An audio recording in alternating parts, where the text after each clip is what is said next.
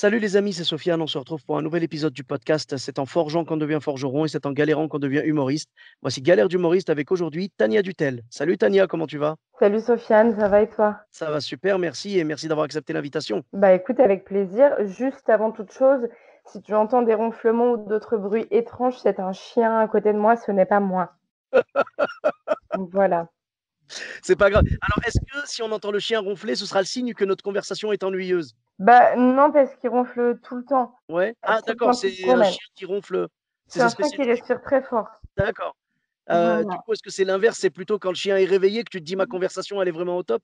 Bah ouais, mais tu sais, il entend que moi parce que j'ai mis mes écouteurs pour pas que le son soit bizarre. Donc cette conversation aura pas beaucoup de sens pour lui. D'accord, d'accord. C'est tellement dommage. J'aurais tellement voulu avoir l'avis d'un chien sur des anecdotes de scène. Ouais, mais moi je lui demande son avis pour plein de trucs déjà, mais il me répond jamais. Donc à un inconnu, tu vois, je suis pas sûre. En tout cas, moi, je lui ai appris de pas parler aux inconnus. Donc normalement, il te répondra pas. D'accord, ouais, bon, j'avoue. Bon, ça va, parce que j'ai eu peur, j'ai eu peur que ta phrase finisse en je lui ai demandé de pas parler aux Arabes. Tu vois, ça aurait. Ah, bien sûr, évidemment.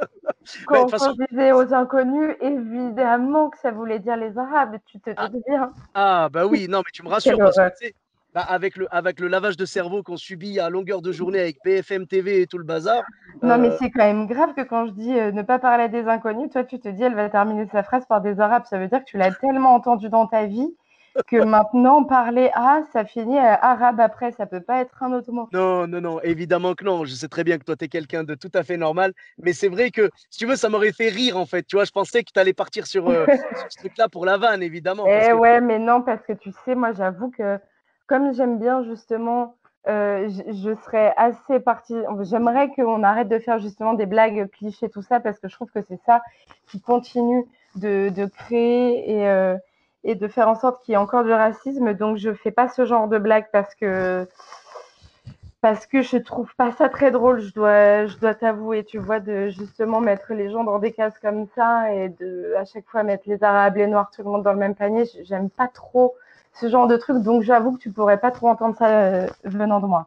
Ça Non, non, mais n'arrivera t'inquiète pas. pas, je l'aurais pris, je veux dire, je Non, connais un mais peu je me plus. doute que tu l'aurais pris comme une blague, puisque si je Voilà, l'avais dit, ça aurait été comme une blague, sauf on que est je le d'accord. dis même pas en mode blague, parce que je trouve que ça continue d'instaurer un climat pas très cool, tu vois ce que je veux dire? Oui, oui, totalement. Et je pense, en fait, tu vois, c'est ce que je me disais, je me dis que les gens qui réellement pensent, je veux pas qu'ils parlent aux Arabes, tu vois, ils vont pas te le dire. Ah Ils non, vont ils te vont dire pas le juste, dire. ah non, ils vont te dire justement, je veux pas qu'ils parlent aux inconnus, tu vois, ils vont se cacher derrière ça, quoi. C'est ça, bah, c'est exactement ce que j'ai voulu dire, du coup. Il y a pas de souci. Ben, en tout cas, merci à toi d'accepter de parler à un inconnu et à un Arabe en même temps. Eh ben, écoute, avec plaisir. C'est super. Et donc, tu as fait une ou plusieurs anecdotes à nous raconter? Ouais, c'était pour mon premier plateau d'humour. Je venais d'arriver sur Paris, je savais que je voulais jouer, mais je connaissais pas du tout les plateaux, donc j'ai fait des recherches sur Internet et je suis tombée sur un casting pour une émission télé. Donc c'est le pire truc qu'il faut faire quand on débute, hein. Faut surtout pas commencer par un enregistrement télé. Bon, c'était pour une chaîne régionale, hein, donc c'était pas non plus un truc incroyable. En même temps, pour une chaîne nationale, je pense que je n'aurais même pas été prise de base. Mais là, on était une quarantaine à se présenter. Ils en prenaient quatre, donc j'étais dans les quatre. On fait l'enregistrement, il n'y avait pas beaucoup de public. J'étais stressée comme pas possible. Et en fait, donc je monte sur scène et là, dans le public, je commence à entendre des gars qui disent c'est quoi ton 06? T'as un MSN? Et tu vois, ils disaient MSN, c'est pour te dire à quel point c'était il y a longtemps. Et Ouais. vraiment, et moi, je perdais complètement tous mes moyens. J'ai oublié la fin de mon texte. Après, je me suis retrouvée et ça a été vraiment l'horreur. Donc, ma première scène, je suis sortie en pleurant. Donc, ça faisait vraiment OK. Donc, déjà, la fille qui vient de commencer, qui en plus pleure, je remplissais tous les clichés. Mais c'était vraiment l'horreur. Finalement, j'ai décidé de continuer. Mais j'avoue que pour continuer, c'était pas du tout une bonne première, quoi. Oui, bah, oui, parce que c'est quelque chose de très difficile à faire. Même, je pense, aujourd'hui, tu as l'expérience et tout, tu as une demi-heure de spectacle sur Netflix, donc les caméras, tu connais, mais ça reste quand même un exercice difficile, je pense, mais alors encore plus quand c'est ta première, parce que C'est la ça. plupart des humoristes, voilà, moi ma première scène, il n'y avait pas du tout de caméra, mais j'étais stressé comme pas possible. S'il y avait eu des caméras, je pense que je me serais liquéfié sur scène, tu vois. Ah bah oui, oui, non, mais c'est-à-dire qu'en plus, c'était un texte que je n'avais jamais testé en public, hein, donc la seule fois que je l'ai joué, c'était devant le jury qui décidait qui faisait cette émission télé. Finalement, je fais cette émission télé et ouais, la première fois que je le joue devant un public, donc la pire des idées, vraiment, j'aurais pas pu faire pire. Ouais, mais quelque part, tu as commencé, bah justement, comme tu as pas pu faire pire, tu peux caler vers le haut après. Et c'est bien que ça t'ait pas bloqué pour avancer et pour continuer. Oui, c'est sûr, hein, j'aurais pu complètement abandonner et faire autre chose, aujourd'hui. Rester, à travailler au Buffalo Grill comme je le faisais, comme je l'avais fait, à ce moment-là. Mais ouais, bah, écoute, ça a été une mauvaise expérience, mais bon. En fait, effectivement, quand on vit des trucs pas cool comme ça nous booste plus pour la suite parce qu'on a vraiment connu le pire, donc après ça peut être que mieux. Oui, voilà. Bah, si, tu vois, c'est pour moi, c'est qui tout double. C'est soit ça te décourage et tu dis: «Ah bah, c'est pas fait pour moi» et tu arrêtes, soit tu te dis: «Attends, là, c'était douloureux comme pas possible, mais je vais me débrouiller pour remonter sur scène et pour faire de mon mieux pour que plus jamais il m'arrive ça», tu vois? Ouais, c'est ça. Et quelque part, toi, tu as pris la deuxième et tu as tellement eu raison. Ouais. Après, j'avoue que si tu avais pris la première, la perspective de se dire que tu aurais été la serveuse la plus marrante de tout le Buffalo Grill, ça aurait été pas mal quand même. Non, parce que j'aimais tellement pas, ce travail. Moi, j'avais Hein, fait ça, quand j'étais étudiante, tu vois? Je bossais là-bas tous les week-ends et pendant les vacances scolaires, mais ouais, j'aimais tellement pas ce travail. C'est fou parce qu'on parle quand même d'une chaîne de restauration rapide. ouais. Les gens sont à table et ils sont censés être servis comme au McDo, en fait, à grande vitesse et les gens se plaignaient. Donc ils y vont, ils prennent des menus qui coûtent 10 € et en plus, ils sont pas contents parce qu'on met trop longtemps à les servir. Ils croient vraiment qu'ils vont dans des restos 3 étoiles. Les clients étaient quand même en fait, c'est ce que j'ai remarqué, c'est même dans les spectacles, là où les gens même ils vont pas payer, ça va être du chapeau, c'est les pires spectateurs. Et ben là, c'est pareil, ils payaient que dalle leur menu, ils étaient odieux, donc non, franchement, j'étais polie pour avoir des pourboires, hein, je sais bien faire ça, mais franchement, j'aimais pas du tout ce travail, Ah, donc j'aurais pas du tout été marrante. Ça, c'est sûr que ah non. d'accord. Bah, tu vois, j'aurais pensé justement parce que bien évidemment, je me doutais que ce travail était dur et que c'était pas ce que tu voulais faire de ta vie, mais je me suis dit que peut-être, tu vois, quand tu es dans un travail dur et tout, la seule chose qui t'aide, c'est l'humour en fait, tu vois? C'est Ouais, mais quand tu fais ça tout le temps, franchement, ça aide pas et c'est pour ça que moi, j'ai un respect, profond envers les serveurs parce que même des fois, je vais dans des bars ou des restos, enfin, quand on pouvait y aller, avec des amis et des fois, quand on va attendre 5 minutes de trop, il y en a qui commencent à se plaindre et je dis: «Mais vous savez», juste, je leur dis: «Regardez autour de vous, vous voyez toutes les tables qu'ils doivent gérer tout seuls». Je trouve que les gens sont quand même pas mal odieux avec les serveurs et c'est vraiment, alors il y en a, c'est vraiment leur passion, de faire ce métier, c'est génial. Moi, j'ai pas du tout aimé faire ça, mais comme il y en a qui détesteraient monter sur scène, mais je trouve qu'on les prend un peu trop de haut les serveurs et c'est vraiment pas un métier facile. C'est vrai, bah, j'ai travaillé un petit peu dans la restauration aussi et je sais que c'est pas facile. Je me rappelle, j'avais travaillé au Quick, tu vois? Donc c'est pas la même chose non plus, mais c'est quand même de la restauration rapide et tout Ouais, et je me rappelle qu'il y avait des gens qui me laissaient les plateaux, tu sais, les plateaux normalement au Quick ou au McDo, c'est toi qui dois les vider et ben là, j'avais une famille, genre 5 ou 6 personnes qui sont venues et ils m'ont laissé les plateaux remplis, la table dégueulasse, ils m'ont tout laissé débarrasser. À un moment, il y a un gamin, il marchait devant moi, ce petit bâtard, il attrape une chaise et il la fait tomber devant moi pour que je me casse la gueule, tu vois? ouais, ouais, Heureusement, je l'ai évité et j'ai regardé le gamin. Moi, j'étais à 2 doigts de le défoncer, tu vois? Et et tu la maman qui le regarde et qui fait: «Oh Pierre!» Tu sais, elle l'engueulait comme ça et ouais. j'avais envie de dire: «Ouais, viens là Pierre!» Tu vois? Je voulais vraiment le corriger, quoi. Mais bon, évidemment, tu vois, comme tu disais, rester poli et garder, tu vois, faire bonne figure, quoi. Nous, il y avait pas de Ouais. pourboire. Vraiment, au Quick, il y avait pas de pourboire. Là, non, il y Ah avait oui, que mais dalle. parce que nous, c'était du service à table. Alors, on n'avait pas non plus, des pourboires, on n'en avait pas énormément, mais franchement, c'était quand même pas mal.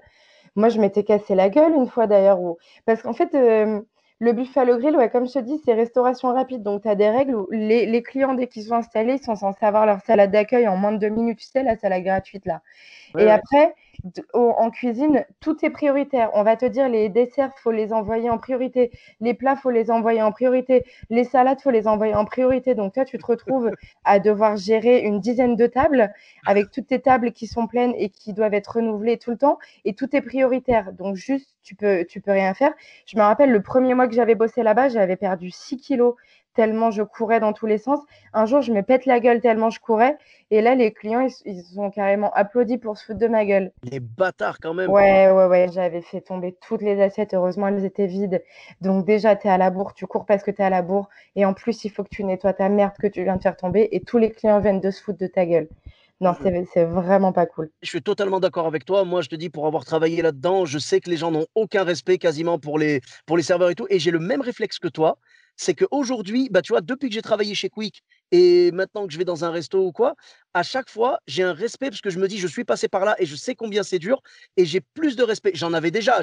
J'aurais pas fait partie des gens qui auraient applaudi, tu vois. Mais j'ai plus de respect parce que je me dis, je sais ce que c'est difficile. Donc, il faut être patient, il faut prendre sur soi et être compréhensif parce que c'est une ou deux personnes qui vont gérer toute une salle. Tu vois, il faut pas être égoïste en mode mon assiette n'est pas là, eh ben ça va pas, tu vois. Non, franchement, j'essaye d'être cool avec eux parce que je sais que c'est vraiment pas facile. Donc l'avantage d'avoir travaillé là-dedans, autant pour toi que pour moi, je pense, c'est qu'on a un regard plus juste en fait sur le métier et qu'on a plus de compassion pour des gens pour lesquels les gens n'ont pas de compassion justement en général. Ouais, bien sûr. Moi, je pense qu'on devrait tous, quand on rentre dans la vie adulte, on devrait tester plein de petits métiers que certains vont considérer comme ingrats ou justement où ils vont pas être cool avec les gens qui font ce métier, juste pour qu'ils voient comme c'est difficile. Et après, ils vont peut-être un peu plus respecter les gens qui font ça. Après, j'avoue que quand j'arrive dans un endroit et que les gens sont pas polis, là, ça me gonfle. Tu vois, quand tu vas à la poste, Ouais. tu veux aller retirer un colis, ils sont quand même rarement polis, les gens derrière. Bon, bah là, c'est pas cool. Si toi, tu arrives avec le smile, que tu es poli et que derrière son guichet, il est pas sympa, là, par contre, ça me gonfle un peu parce que je te dis, moi, j'aimais pas du tout staff, mais je restais poli avec les clients parce que c'est quand même la base. Et qu'en plus, j'allais avoir mes petits pourboires après. Ben, en fait, je pense qu'il faut être le miroir des clients. Tu vois, moi, je suis chauffeur de bus et dans mon bus, quand les gens viennent vers moi de façon tout à fait polie, courtoise, je leur réponds de manière tout à fait polie et courtoise. Après, quand il y a des gens qui sont un peu plus agressifs ou quoi, je les agresse pas parce que je veux garder mon taf, mais je vais leur répondre de manière très sèche et vraiment expéditive, quoi, tu vois. Ouais. Mais je pense que de base, il faut avoir un a priori positif sur les gens et se dire, tant qu'il est poli avec moi, tant qu'il est bien, j'accepte de prendre sur moi si ça prend un peu de temps ou je sais pas quoi. Mais si la personne en face, elle est mal polie, clairement, tu tombes sur un serveur qui est vraiment désagréable, bah là, tu n'as aucune raison d'être agréable avec lui, tu vois, voilà, c'est Ouais, normal. c'est ça, c'est ça. Tu sais, le fameux ne pas faire aux autres ce qu'on voudrait pas qu'on nous fasse, tu vois, bah, c'est Ouais, exactement ça. exactement. Bah, Ouais. si tu as envie que les gens te respectent, respecte-les d'abord, tu vois. Ouais, bien sûr. Et donc, ouais, au niveau de la scène, depuis que tu en as fait, tout ça, tu as développé ta répartie grâce à ça. Et est-ce que tu as eu des échanges avec des spectateurs, par exemple, que tu as calmé, tu vois, des hecklers et tout, que tu as calmé direct? Ouais, bah, ça m'est arrivé pour juste avant Noël l'année dernière. Mais ça m'a fait quand même de la peine ce truc parce qu'il y a un monsieur qui est venu tout seul dans la salle. Il avait un bonnet de Noël là, qui clignotait et il était complètement bourré. Et en fait, il arrêtait pas de parler fort tout le temps, donc ça m'a vite gonflé. On m'avait prévenu avant que je monte sur scène en me disant attention, il y a un gars bourré qui a un bonnet de Noël, il veut l'allumer pour que tout le monde le voit. Et en fait, ça m'a fait de la peine parce que j'ai dû effectivement le rembarrer et le faire sortir de la salle, mais ça m'a vraiment fait de la peine parce que je me suis dit, on arrive vers les fêtes, on sait que le moment des fêtes, il y a aussi beaucoup de suicides en France parce qu'il y a beaucoup de gens qui sont seuls et qui sont pas bien. Et je me suis dit, le gars, il était tout seul et peut-être que ce que je lui ai fait, ça lui a fait vraiment du mal. Bon, c'est pas vraiment moi qui l'ai fait sortir, c'est le régisseur. Mais tu vois, c'est un truc où je pouvais pas continuer à jouer mon spectacle parce que tout le public était saoulé au bout de 5 minutes. Ils arrêtaient pas de se retourner pour lui dire de la fermer, tout ça. Donc, en fait, je pouvais pas continuer mon spectacle parce qu'il s'arrêtait pas de parler. Mais ça m'a vraiment fait mal de le faire sortir de la salle. Ouais, je comprends parce que en fait, tu veux pas, tu veux ménager la chèvre et le chou, tu vois? Tu veux que le mec se calme, tu veux en même temps, que le public puisse profiter du spectacle. Donc là, malheureusement, tu as pas pu, avoir, la tranquillité avec ce mec-là. Il arrêtait pas, il arrêtait pas. Tu as C'est dû ça. ouais, je veux dire, tu l'as pas viré au premier mot. Tu l'as viré Ah après, quoi. non, non, non, non, ça dure un moment. Le temps qui saoule déjà tout le public, hein.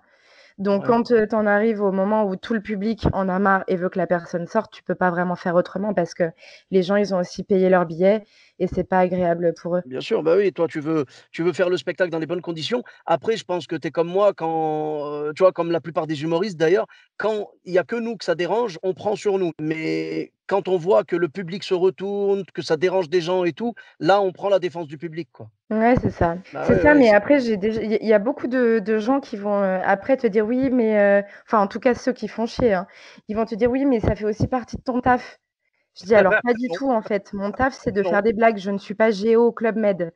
Géo au Club Med, exactement. oui, on peut faire ça, mais ce n'est pas mon taf. Moi je fais des blagues, les gens payent pour venir les voir, je suis pas institutrice non plus. Je Oui. vais pas dire aux gens de se taire, Oui, mais ça, c'est des gens, tu vois, c'est des gens qui prennent trop au pied de la lettre le côté genre le client est roi, tu vois? c'est Ils ça. se disent: «J'ai payé ma place, j'ai le droit de faire ce que je veux». Mais tu sais, ces Ouais. gens-là, ils sont pas logiques parce que comme tu l'as dit, ton taf à toi, c'est de faire des blagues et de leur délivrer des blagues qu'en plus tu as déjà travaillé avant. Donc tu te mets dans les bonnes conditions pour que eux puissent rire. Donc tu leur délivres quelque chose de qualité, tu vois? Donc eux, la seule chose qu'ils peuvent te délivrer derrière, c'est du silence pendant les blagues et des réactions sincères après les blagues, tu vois?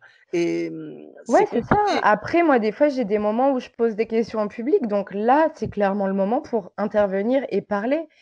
Mmh. Mais sinon non, c'est pas vraiment le moment, ni C'est ça. l'endroit. Ce mec-là, là, qui tu vois, ces personnes-là qui vont te dire ça, moi, je me demande comment ils réagissent, tu vois? Genre, par exemple, si jamais ils sont dans le on va dire le ménage, par exemple, tu vois? C'est du personnel de nettoyage. Si tu vas dans le coin où ils sont en train de passer la serpillière, que tu prends, des détritus et tout, tu les balances par terre ou tu rajoutes, un truc dégueulasse, un liquide, tu vois, je sais pas, un liquide verdâtre, un truc tout pourri, tu vois?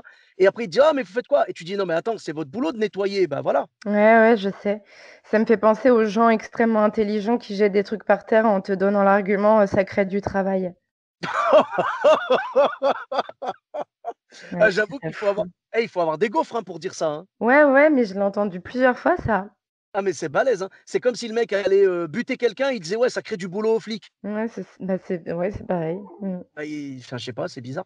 Ah, Ouais. j'ai Ouais, entendu le personnage, il a le j'ai entendu chien, il l'autre vient de soupirer. ah, bah, du coup, ouais, je suis désolé, hein, je l'ai un peu ennuyé, je suis désolé.